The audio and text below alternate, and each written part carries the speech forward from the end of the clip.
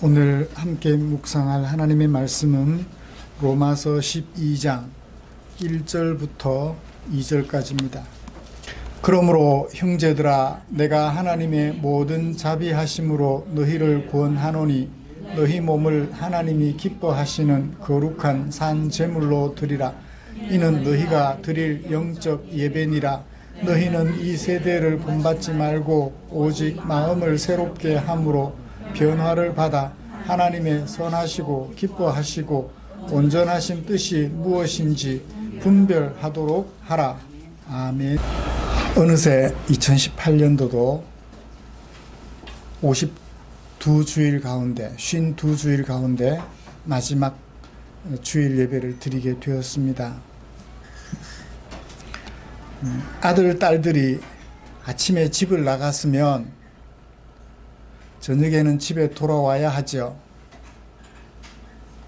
그런데 집에 돌아와야 할 아들, 딸들이 집에 돌아오지 않을 때 그 부모의 심정은 어떠할까요? 하루가 지나갑니다. 이틀이 지나갑니다. 사흘이 지나갑니다.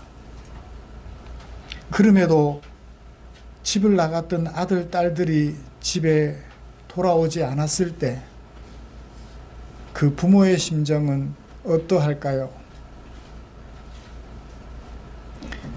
아들, 딸들이 죽음 저편의 길로 떠났다는 것을 알았다면 그 부모의 심정은 어떠할까요?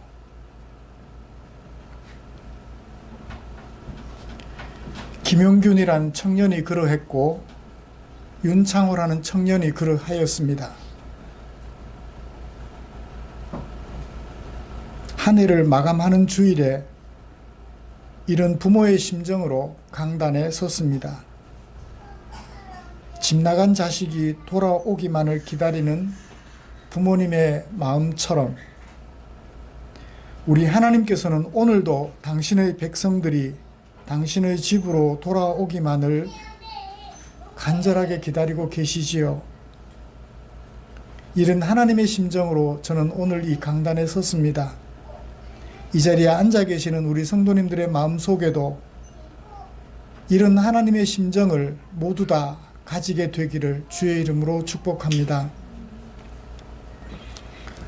우리는 지난주에 이스라엘이 잠시 우둔하게 된 것을 통하여서 이방인을 구원하시고 이방인의 구원을 통하여 이스라엘을 자극하심으로 이스라엘도 구원하려고 하신다는 하나님의 구원 계획을 살펴보았습니다.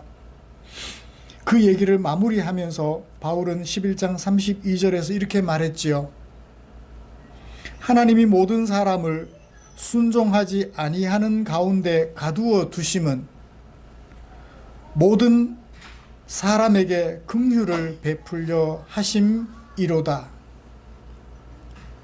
이런 하나님의 놀라운 계획을 마무리하면서 이렇게 얘기를 했습니다. 깊도다 하나님의 지혜와 지식의 풍성하며 그의 판단은 헤아리지 못할 것이며 그의 길은 찾지 못할 것이로다.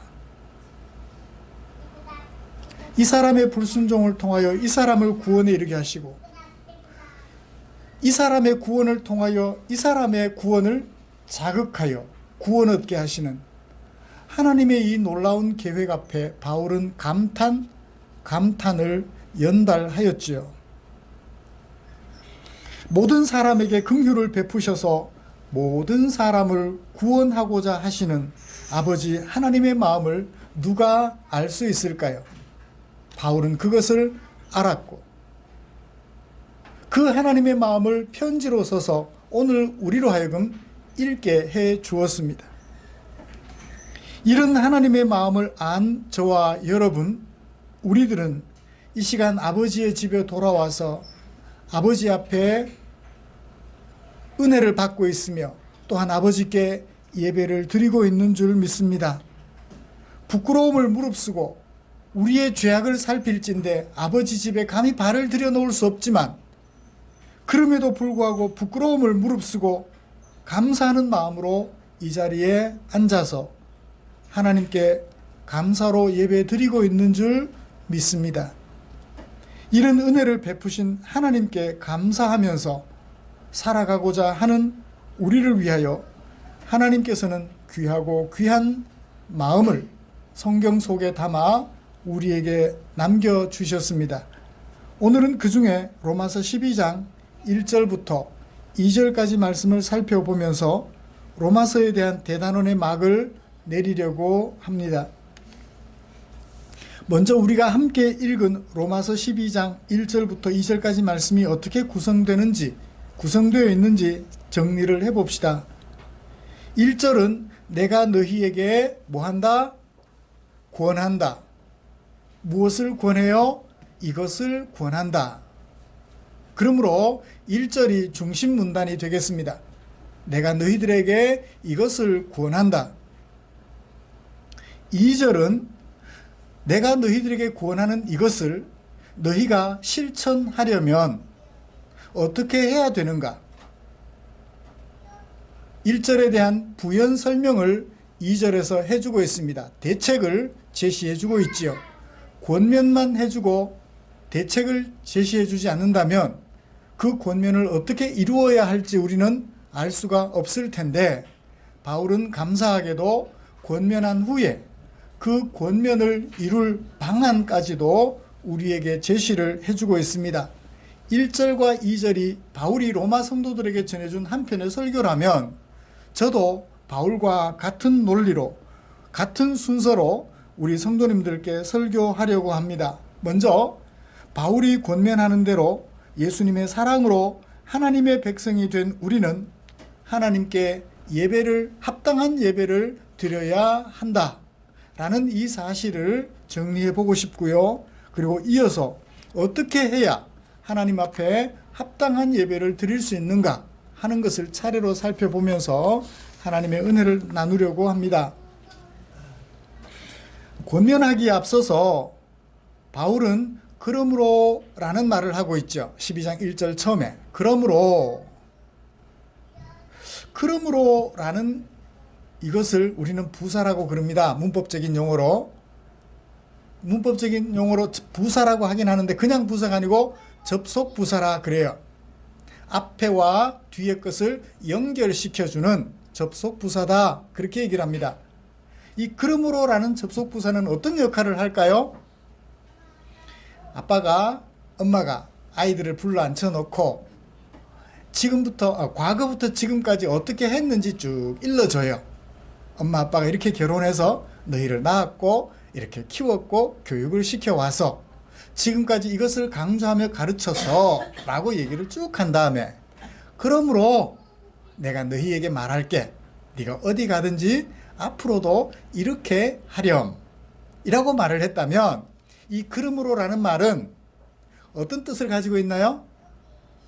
앞의 것을 근거로 삼아서 뒤의 이야기를 하는데 이용하고 있죠. 뒤의 이야기가 효력을 발휘하려면 앞의 이야기가 있어야 돼요. 그렇죠?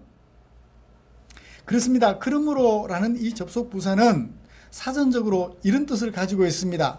앞의 내용이 뒤에 이제부터 말하고자 하는 그 내용에 대한 이유나 근거가 될 때 사용하는 접속 부사죠.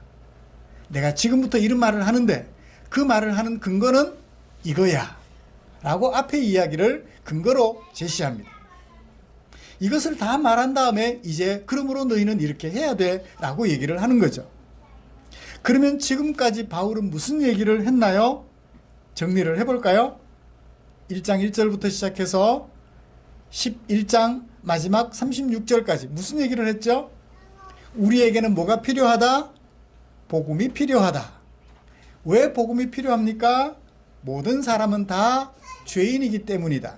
율법을 가지고 있든지 남을 비판하는 잘난 사람이든지 남에게 비판을 받는 못난 사람이든지 불문에 붙이고 모든 사람들은 다 죄인이다. 그러므로 무엇이 필요하다? 복음이 필요하다. 자, 그 복음이 뭔가요? 율법도 아니고 무엇이다? 하나님이 보내신 예수 그리스도시다. 그가 십자가에 못 박혀 죽음으로 우리가 구원받을 근거를 마련해 주셨던 거죠. 우리가 예수를 믿어서 구원을 얻나요? 예수님 때문에 구원을 얻나요? 예수님 때문에 구원을 얻어요. 우리가 믿는다고 예수님이 생겨나고 우리가 믿지 않는다고 예수님이 없는 존재인 것처럼 드러나지 않아요. 우리의 믿음조차도 그러므로 우리가 구원을 얻는데 뭐가 안 된다? 공로가 안 되는 거예요. 하나님께서 예수 그리스도를 보내셔서 십자가에 못 박혀 죽게 하심으로 우리를 구원하실 근거를 다 마련해 두신 거예요. 그리고 그 예수 그리스도를 우리가 영접할 수 있도록 성령 하나님도 보내주셨죠. 성령 하나님께서는 우리의 마음을 감동시켜 주셨어요. 너 살아봤자 안 되지? 예수님을 믿는 길밖에 없어라고 우리 마음을 감동시켜 주셨을 때 비로소 우리 마음이 하나님의 감동하심 앞에 열리게 됐죠. 아, 그렇군요. 예수님이 없으면 안 되겠군요. 그러므로 우리가 예수님을 믿은 것도 우리의 노력의 결과가 아닌 것이 성령 하나님께서 수고하고 수고하신 결과죠. 이 예수님 때문에 우리가 믿는다고 있을 수 있고 우리가 믿지 않는다고 없어지는 그런 예수가 아니라 우리가 믿든 믿지 않든 우리를 구원하기 위하여 이 땅에 사람으로 오셨던 그 예수님 때문에 우리가 구원을 얻게 된다. 이것이 바로 복음이었던 거예요. 자, 이런 복음을 가지고 구원을 얻음에 있어서 유대인과 이방인 차이가 있나요? 없나요? 없어요. 유대인도 이방인도 율법을 가졌던 유대인도 율법이 없었던 이방인도 이 예수님 때문에 구원을 얻게 된다. 유대인이라여 차별 대우받지 않는다. 아브라함의 혈통이라 하여 차별 대우받지 않는다는 것을 11장 마지막 36절까지 쭉 얘기를 해줬어요. 그러므로 이 로마 성도들, 로마에 있는 성도들은 유대인들도 있고 이방인들도 있죠. 그러므로 하나님의 은혜로 말미암아 구원을 얻은 성도들아, 내가 이제부터 너희들에게 권면할게 라고 얘기를 하는 거예요. 예수 그리스도의 은혜 때문에, 하나님의 은혜 때문에 구원을 얻은 성도들아, 그러므로 내가 너희들에게 권면할게. 하나님이 보내신 예수 그리스도를 성령 하나님의 감동하심을 따라 예수를 믿게 된 우리라면 이제 이 바울의 권면에 귀를 기울여야 할 줄 믿습니다. 바울은 무엇을 권면하나요? 1절에 보시면 내가 권한다. 누구를 권해요? 너희를 권한다. 너희를 권면한다. 너희에게 권면하는 것이 아니라 너희를 권면해요. 너희에게 권면하는 것과 너희를 권면하는 것 조금 차이가 있나요? 느껴지나요? 너희에게 권면하는 것은 나는 상관없고 너만 관계가 있어요. 너희를 권면한다. 나도 관계가 있고 너희도 관계가 있는 것이라 너희가 이렇게 하도록 권면한다. 너희를 권면하는 거죠. 어떻게 권면하나요? 강압적으로 권면하나요? 하나님의 자비하심으로 권면해요. 자비로운 마음으로. 바울이 하나님의 자비하심이 도구가 되었다면 바울도 또한 똑같은 마음으로, 자비한 마음으로, 정말 긍휼히 여기는 마음으로, 안타깝게 여기는 마음으로 그들을 권면하는 것이겠죠. 뭐 요즘 언론에 자주 나오는 그 회장님들 이야기, 교수님 이야기, 당뇨병 관련 최고의 권위자라고 세계적으로도 인정받는 그 교수님이 임원들에게 목봉체조를 시키고 뭐 좋은 의도로 그랬다 하는데 어떻든 간에 당하는 사람들이 싫어했다면 문제가 되는 것이겠죠. 강압적으로 하게 하는 것이 아니라 자비로운 마음으로, 그렇게 하지 않으면 안 될 것 같다라는 자비로운 마음으로 권한다.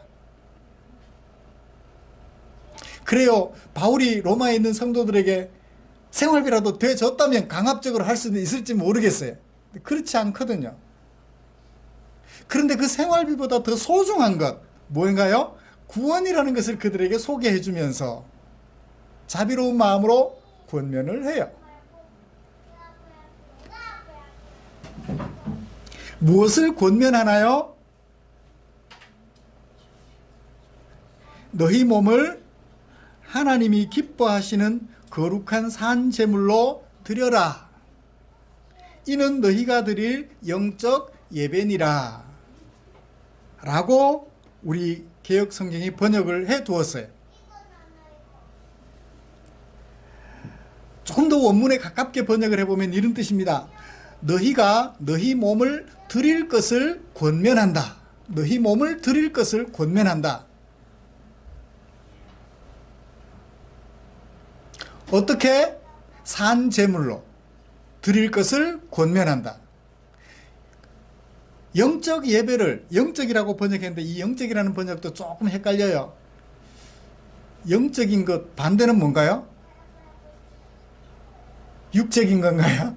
이 영혼과 육체를 이분법으로 구분하는 이 오래전부터 하나님을 모르는 이방인들의 세계에서 분별했던 그 분별법으로, 그 분할법으로 사람을 영혼과 육체로 구성되어 있다라고 이해하는 이 좋지 못한 구분법 때문에 계속해서 헷갈려요.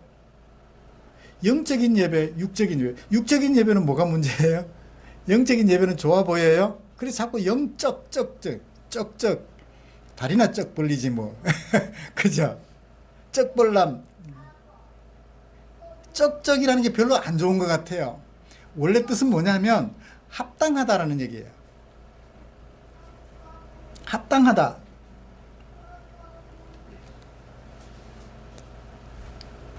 원어가 어떻게 되냐? 로직캔이라고 해요. 영어의 로지컬 그러면 어떤 뜻이에요? 영어의 로지컬과 헬라어의 로지캔은 비슷합니다. 같은 뜻이에요. 로지컬하다, 논리적이다 그런 뜻이죠. 이치에 맞다, 합당하다. 하나님의 백성이 하나님께 드릴 이치에 맞는 예배다. 그런 얘기를 영적이라고 번역을 해둔 거예요. 영어 성경들도 어떤 경우는 그렇게 스피리추얼, 영적인 그렇게 번역을 해두었는데 영적인 것 조금 이해하는데 애매한 부분이 있습니다. 그래서 정말 하나님의 자녀가 아버지 되시는 하나님께 마땅히 드려야 할 합당한 예배 그렇게 이해하시면 좋겠습니다. 영적이라는 말을 번역한 그 말의 뜻이 그러하다는 것입니다. 우리 몸을 산 제물로 드리는 것, 그것은 하나님이 받으시기에 합당한 예배다. 그러므로 합당한 예배를 드려라. 너희 몸을 산 제물로 드릴 것을 권한다 라고. 사실은 드릴 것은 한 번밖에 안 나와요. 한 번. 드릴 것을 권한다. 무엇을 드려? 몸을 산 제물로 드릴 것을. 영적 예배 드릴 것을. 몸을 산 제물로 드리는 것과 영적 예배는 같은 뜻이죠. 그러므로 몸을 산 제물로 드리는 것과 합당한 예배는 동격입니다. 같은 뜻을 다른 말로 표현한 것일 뿐이지요. 그러면 몸을 산 제물로 드린다는 것은 어떤 뜻일까요? 몸을 살아있는 채로 하나님께 제물로 드리라는 건가요? 이걸 뭐라고 그래요? 인신제사라 그러죠. 우상을 섬기는 이방인들이 자기들 우상에게 제사를 드릴 때 몰렉신 같은 경우 팔을 이렇게 벌리고 있어요. 몸 상반신과 하반신은 사람의 모양인데 얼굴은 염소 모양을 하고 소 모양을 하고 있어요. 팔을 이렇게 벌리고 있는데 그 팔을 왜 벌리고 있는지 아세요? 아이를 제물로 바치라는 거예요. 그러면 아이를 이 두 팔에 안겨주고 밑에서 불을 지펴요. 그게 인신제사예요. 너희 몸을 살아있는 채로 제물로 드리라. 문자적으로 해석하면 그렇습니다. 그죠?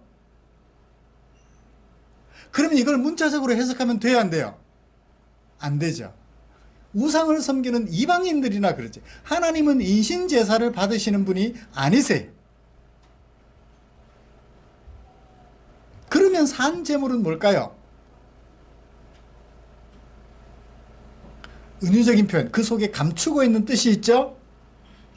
살아있는 것 같은, 살아있는, 생동감 있는 너희 몸을 생동감 있는 삶으로 살아라 라는 얘기죠.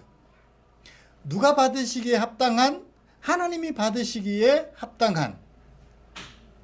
그것을 하나님이 기뻐하시고 선하시고 하나님이 기뻐하시는 거룩한 제물이라고 그래요.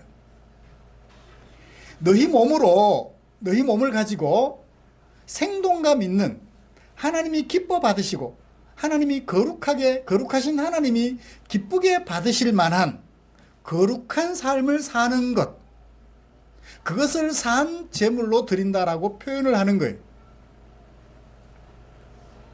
이것은 성도들이 하나님께 드릴 합당한 예배라는 것입니다. 이제 성도들이 하나님께 몸으로 드리는 합당한 예배, 정의가 머릿속에 그려졌나요? 그렇습니다. 내 몸을 불에 태워 하나님께 드린다는 얘기가 아니라 내 몸을 살아있는 상태로 하나님께 드려요. 죽여서 드리는 것이 아니라 살아있는 상태로 거룩하신 하나님이 기쁘게 받으실 만한 생활을 해서 하나님께 예배를 드리는 거예요. 그게 하나님이 불러주신 그 부르심을 따라서 하나님의 백성으로 선 하나님의 백성들이 드려야 할 예배라는 것입니다.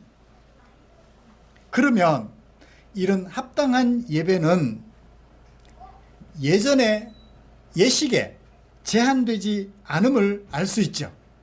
그렇죠? 내가 살아있는 몸으로 생동감 있게 거룩하신 하나님이 기쁘게 받으실 만한 생활을 하는 것이 산 제물이요. 합당한 예배라면 우리가 형식과 모양을 갖춰 드리는 이 예배에 제한되지 않음을 알 수 있습니다. 왜냐하면 이 예전은, 의식적인 예배는 시간이 제한돼요. 그렇죠? 일주일에 예배 드리는 시간 합해봐야 몇 시간 되나요? 1시간, 2시간, 3시간. 시간에 제한됩니다. 그 다음에 장소도 제한돼요. 모여서 함께 예식을 갖추어 형식에 맞추어서 예배를 드리니까.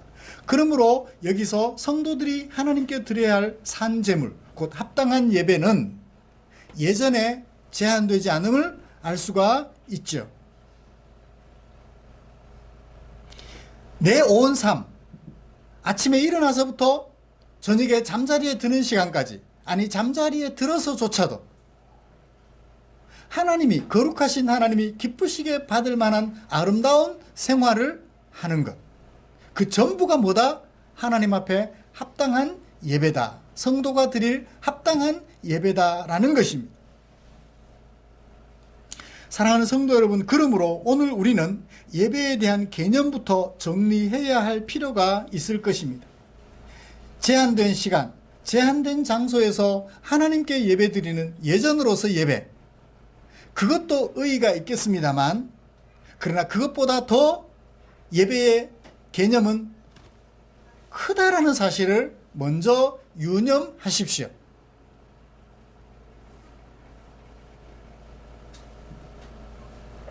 바울이 권하는 이런 성도가 드릴 합당한 예배, 하나님께 성도가 드릴 합당한 예배를 개념을 정리하고 나면 오늘 우리가 드리는 예전으로서 예배가 어떠해야 하다는 것을 알 수가 있을 것입니다. 어제 저녁에 거룩하신 하나님께서 기쁘시게 받을 만한 생활을 못했어요. 어떤 경우에요? 예를 들어 부부간에 다툰 거죠. 네가 이렇고 내가 옳다, 네가 옳다, 막 싸웠어요. 그리고 밤에 각방 쓰고 주일날 아침에 예배 드리러 왔어요. 예배 드릴 때 내 마음이 어때요? 미치겠죠, 그죠? 그럴 때 하나님께서 우리에게 말씀하셔요. 예배 드리는 것 중단하고 집에 가서 남편과 화해하고 와라. 아니면 예배 중에라도 부부가 함께 앉았다면, 그러고 나서 늘 같이 앉던 부부가 떨어져 앉아서 예배를 드리고 있다면 그 자리에 앉아서 손을 꼭 잡고 여보 미안해, 화해하고 그리고 예배를 드려라 라고 얘기를 하고 있는 거예요. 어제 이웃 친구를 속였어요. 내가 이득을 좀 보았어요. 그리고 오늘 주일 예배 드리러 와서 앉아 있어요. 속여먹은 것 누가 잘 알아요? 내가 잘 알아요. 그러면서 하나님 앞에 앉아 있으면 그 예배는 합당한 예배, 합당하지 않은 예배, 합당하지 않은 예배. 아침에 일어나서 잠자리에서 깰 때까지 24시간 내 몸을 거룩하신 하나님이 기뻐하시는 아름다운 삶을 살지 못했다면 이 자리에 앉아 나와서 예배를 드리곤 있지만 그 예배 드리는 우리 마음은 어떤 마음이라 할까요? 위선적인 거예요. 가식적인 거죠. 아버지를 사랑하지 않으면서 아버지 앞에 와서 아버지 하고 엎드린 것과 같다는 거예요.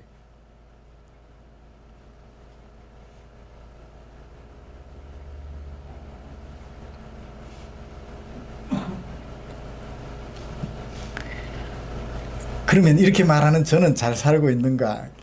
설교하고 있는 저는 양심의 가책 없이 하나님 앞에서 굉장히 두려워요. 제가 이런 말 한다고 혹시 여러분들의 마음에 찔려서 나는 그렇게 못했는데 이 자리에 앉아서 예배 드리고 있네. 너무 자학하지는 마십시오. 그럼에도 불구하고 하나님 앞에 엎드릴 때 하나님은 그런 우리를 어떻게 여겨주신다? 어여쁘게 여겨주신다. 왜요? 우리의 약함을 누구보다도 잘 아시는 분이 누구세요? 우리를 구원하신 아버지세요. 그러므로 뻔뻔하게 떳떳하게 나와 앉아있지는 못하지만 얼굴에 철반을 좀 깔 필요가 있어요. 그죠? 그래도 아버지는 우리를 사랑해 주시니까. 그런데 그렇게 마음가짐을 가질 때 한 번, 두 번 익숙해져 버리면 안 돼요. 늘 긴장을 해서 하루 종일의 삶이 거룩하신 하나님께서 받으실 만한, 기쁘게 받으실 만한 합당한 생활을 할 수 있도록 힘쓰고 또 힘써야 되겠지요. 그렇게 애쓰고 노력했을 때 주일날 예배당에 모여서 제한된 시간 동안 성도들과 함께 예배드릴 때 우리 마음은 한결 가벼울 거예요. 그렇다고 나 이런 사람이요 하고 하나님께 자랑할 필요 없어요. 왜? 잘 살아봐야 얼마나 잘 살았겠어요. 한 가지 율법을 어기면 전체 율법을 어긴 것과 같다고 말을 합니다. 세상의 법은요, 요만한 거 어기면 요만한 벌만 줘요.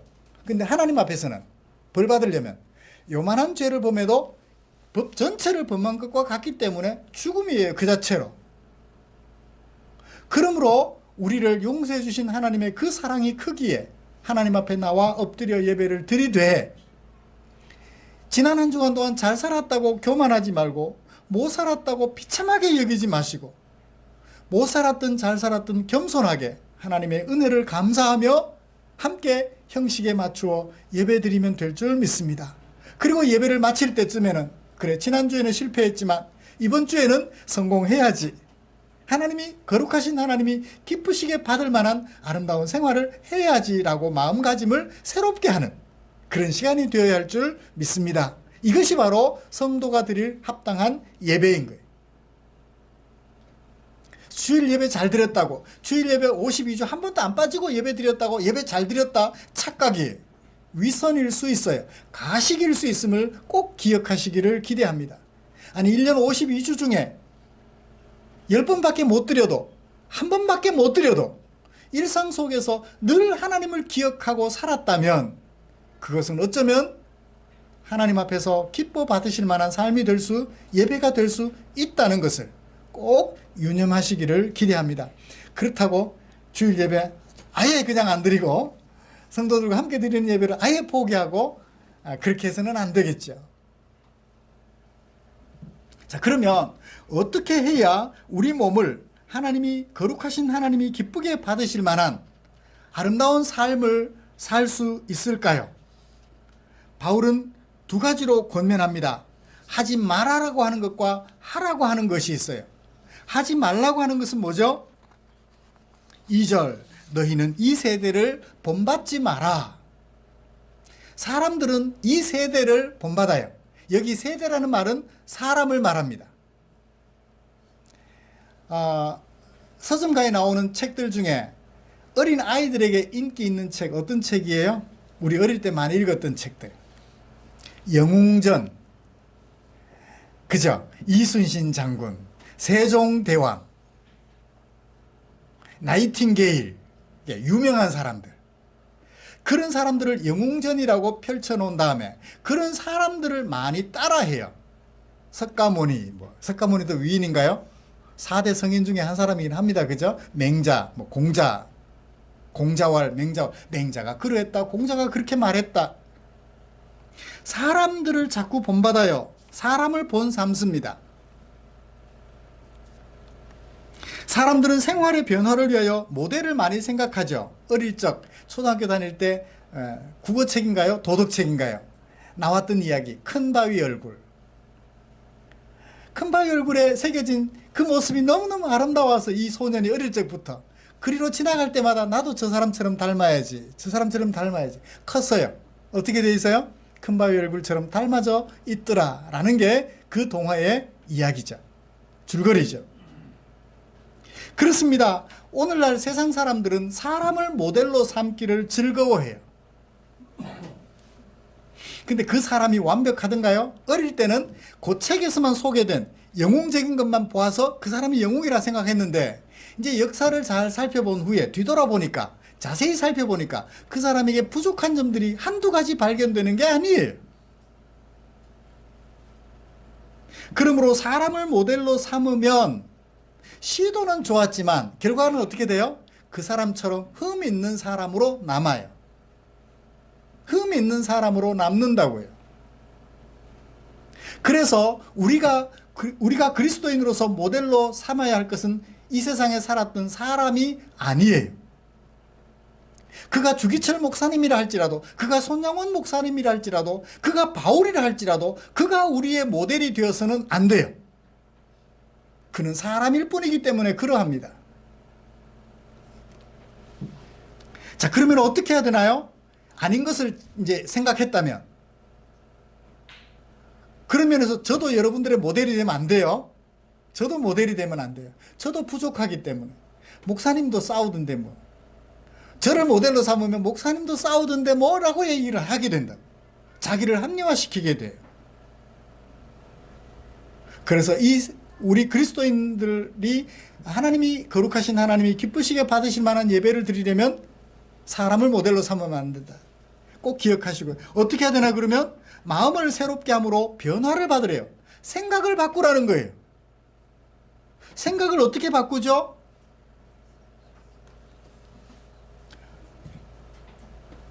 생각을 어떻게 바꿔요?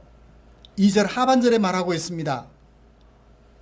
생각을 바꿈으로 변화를 받아야, 생각의 변화가 있어야 되는데 생각의 변화를 이루려면 어떻게 해야 되나요? 하나님의 선하시고 기뻐하시고 온전한 뜻이 무엇인지를 분별을 해야 돼요. 나의 뜻이 아니라, 너의 뜻이 아니라 누구의 뜻을 분별해야 돼요? 하나님의 뜻을 분별해야 된다고. 무엇이, 내가 이것을 하고자 하는데 이것이 하나님의 뜻에 합당한지 아닌지를 분별해야 된다. 자꾸 하나님 앞에서 그 일이 아름다운지 아름답지 않은지를 자꾸 분별하다가 보면 우리 생각이 바뀌어요. 생각이 바뀌면 뭐가 바뀌죠? 행동이 바뀌어요. 행동이 자꾸 바뀐 행동이 누적되면 뭐가 바뀌어요? 습관이 바뀌어요. 습관이 바뀌면 마지막에 뭐가 바뀌어요? 인격이 바뀌게 됩니다. 새로운 사람으로 살게 되는 것이지요. 그러므로 무슨 일을 할 때마다 그 일을 하면서 이것이 하나님의 뜻에 합당한가 아닌가를 먼저 고민해 보십시오. 그래서 제안합니다. 이럴 때 하나님이라면, 예수님이라면 어떻게 하셨을까 고민해 보세요. 누가 어떤 일에 집착해서 막 슬퍼해요. 그때 어떻게 하나요? 당신이 슬퍼하니까 집안 분위기가 엉망이잖아, 이렇게 할 거예요. 예수라면 어떻게 했을까? 그 상황에 공감해 주는 거예요. 슬퍼하는 일에 공감해 주는 거예요. 그래 여보, 그래야 사랑이니까. 여보, 당신이 힘들어하는 것 나도 느낄 수 있어. 그런데 그렇게 슬퍼하기만 하면 어떡해? 힘내, 용기 내. 그래서 슬픔에서 벗어날 수 있도록 도와줘야죠. 슬퍼하니까 집안 분위기가 엉망이잖아. 그러면 이 공감도 못 해주는 남자, 이 남자하고 내가 계속 살아야 되나? 갈등 생기죠. 그죠? 그래요. 그 상황에서 하나님의 뜻이 무엇인지를 분별하는 거예요. 하나님의 가장 높으신 뜻은 뭔가요? 사랑이에요. 사랑하라라는 거예요. 어떻게까지 사랑해라? 예수님처럼 자기를 낮추고 너를 위하여 내 목숨을 내어주기까지 사랑하라. 도둑질 하고자 하는데 내 목숨 내가면서 도둑질 하는데 도와주라, 그 얘기는 아니에요. 하나님의 일일 때, 하나님의 뜻에 합당한 일일 때 그 일을 위해서라면 내 목숨까지 내어주며 사랑하라.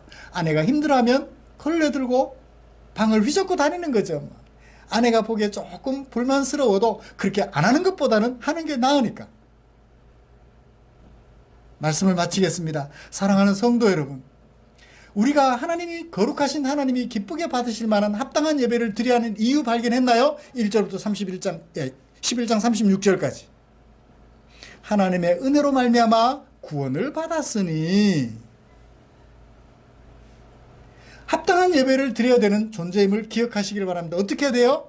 마음을 변화시켜야 돼요. 어떻게 마음을 변화시켜요? 하나님의 뜻을 자꾸만 발견하는 거예요. 이런 일을 할 때, 저런 일을 할 때 하나님이라면 어떻게 하셨을까? 자꾸 고민하는 거예요. 그렇게 하다 보면 나도 모르게 누구를 닮아가요? 하나님을 닮아가게 되어 있는 것입니다. 그렇게 살아서 하나님이 기뻐하시는 예배를 드리는 하나님의 은혜를 받은 성도들이 되시기를 주님의 이름으로 축복합니다. 기도하겠습니다. 하나님 아버지 고맙습니다. 주께서 베푸신 은혜 마음에 새기며 말씀을 귀담아 새겨보았습니다. 바울이 로마 성도들에게 전해주었던 그 마음, 우리도 마음에 간직하고 아름다운 삶을 살아 하나님이 기뻐하시는 당신의 백성들로 서갈 수 있게 인도해 주시옵소서. 예수님의 이름으로 기도드리옵나이다. 아멘.